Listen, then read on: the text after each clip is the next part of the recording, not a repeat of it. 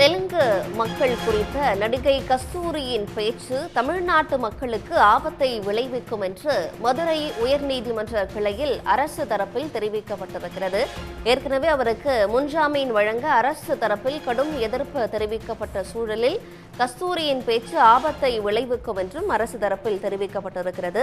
விவரங்களோடு செய்தியாளர் ரஃபீக் ராஜா இணைகிறார். ரஃபீக் ராஜா, அரசு தரப்பில் என்ன சொல்லப்பட்டது, அது பற்றின முழுமையான விவரங்கள், மேலும் நீதிபதி என்ன சொன்னார் அதற்கு? நிச்சயமாக கடந்த 3ஆம் தேதி சென்னையில் நடைபெற்ற விழா ஒன்றில் கலந்து கொண்ட நடிகை கஸ்தூரி தெலுங்கு பேசும் பெண்களை பற்றி ஒரு அவதூறான கருத்துக்களை பதிவிட்டிருந்தார். இந்த கருத்து என்பது மிகப்பெரிய ஒரு அதிர்வலைகளை கிளப்பியது. இது மட்டுமல்லாமல் இந்த நடிகை கஸ்தூரியுடைய கருத்துக்கு தெலுங்கு பேசும் மக்கள் கண்டனங்களையும் பதிவு செய்தது மட்டுமல்லாமல் சென்னை, மதுரை மற்றும் பல்வேறு மாவட்டங்களில் காவல் நிலையங்களில் புகார் கொடுத்து இவர் மீது வழக்கு பதிவு செய்ய வேண்டும் என்று புகார் கொடுத்திருந்தனர். இந்த புகாரின் அடிப்படையில் சென்னை, மதுரை உள்ளிட்ட 6 மாவட்டங்களில் இவர் மீது வழக்கு பதிவு செய்யப்பட்டது. அதே போல மதுரையில் கொடுக்கப்பட்ட புகாரின் அடிப்படையில் இவர் மீது 6 பிரிவுகளின் கீழ் வழக்கு பதிவு செய்யப்பட்டது. இந்த வழக்கில் காவல்துறையினுடைய கைது நடவடிக்கைகளிலிருந்து தப்பித்துக் கொள்வதற்காகத்தான் நடிகை கஸ்தூரி நேற்று தனக்கு முன்ஜாமீன் வழங்க கோரி மனு தாக்கல் செய்திருந்தார். இந்த மனுதான் தற்போது மதியம் 2:15 மணிக்கு நீதிபதி ஆனந்த் வெங்கடேஷ் முன்பாக விசாரணைக்கு வந்தது. விசாரணை என்பது தொடர்ந்து 2:15 மணியிலிருந்து மாறி அதாவது 2 தரப்பு வாதங்களும், அரசு தரப்பு வாதம் மற்றும் நடிகை கஸ்தூரியுடைய தரப்பு வழக்கறிஞர்கள் வாதம் என மாறி நடைபெற்ற போது நடிகை கஸ்தூரி பேசிய அந்த வீடியோ ஆதாரங்களை உயர்நீதிமன்றத்தில் அரசு தரப்பில் ஆஜரான வழக்கறிஞர் பாஸ்கரன் தாக்கல் செய்திருந்தார். அந்த வீடியோ நீதிமன்றத்திலே ஒளிபரப்பப்பட்டது.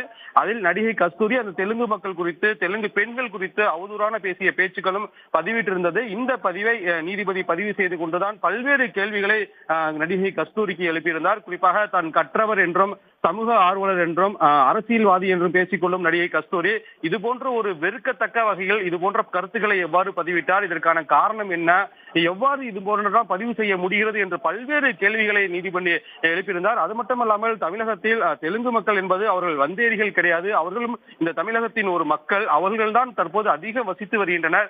எனவே இவ்வாறு கூறிய கருத்துக்களை எல்லாம் சமூக வலைதளங்களில் இருந்து நீக்க வேண்டும் என்ற கருத்துக்களையும் தெரிவித்திருந்தார். இது மட்டுமல்லாமல் அரசு தரப்பில் பல்வேறு வாதங்கள் குறிப்பாக வைக்கப்பட்டது. குறிப்பாக இந்தியாவில் மொழிவாரி மாநிலங்கள் உள்ளது. இது போன்ற ஒரு மொழி குறித்து ஒரு குறிப்பிட்ட மாநிலங்கள் குறித்து பேசுகையில் அந்த மாநிலத்திற்கு செல்லக்கூடிய தமிழர்களுடைய நிலை என்னாகும்? குறிப்பாக நடிகை கஸ்தூரி தெலுங்கு குறித்து பேசியுள்ளார். தெலுங்கு மாநிலமான நடிகை திருப்பதிக்கு செல்லக்கூடிய தமிழக பக்தர்களுடைய நிலை என்னாகும்? எனவே திட்டமிட்டுதான் இவர் இது மாதிரி பேசியுள்ளார். சட்ட ஒழுங்கை கெடுக்க வேண்டும் என்ற வகையில் தான் இது போன்ற கருத்துக்களை பதிவிட்டிருந்தார். எனவே இவருக்கு ஜாமீன் வழங்கக்கூடாது என கடும் வாதங்களை அரசு தரப்பில் வைக்கப்பட்டிருந்தது. அதே போல இதை நியாயப்படுத்தும் வகையில் கஸ்தூரியுடைய தரப்பு வழக்கறிஞர்களும் தங்கள் வாதங்களை வைத்திருந்தனர்.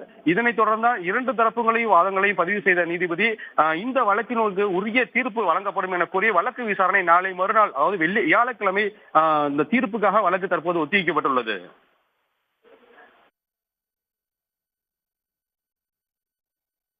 ரஃபீக் ராஜா, விவரங்களை வழங்கியமைக்கு நன்றி. உடனுக்குடன் செய்திகளை தெரிந்து கொள்ள சன் நியூஸ் பெல் ஐகானை கிளிக் பண்ணுங்க.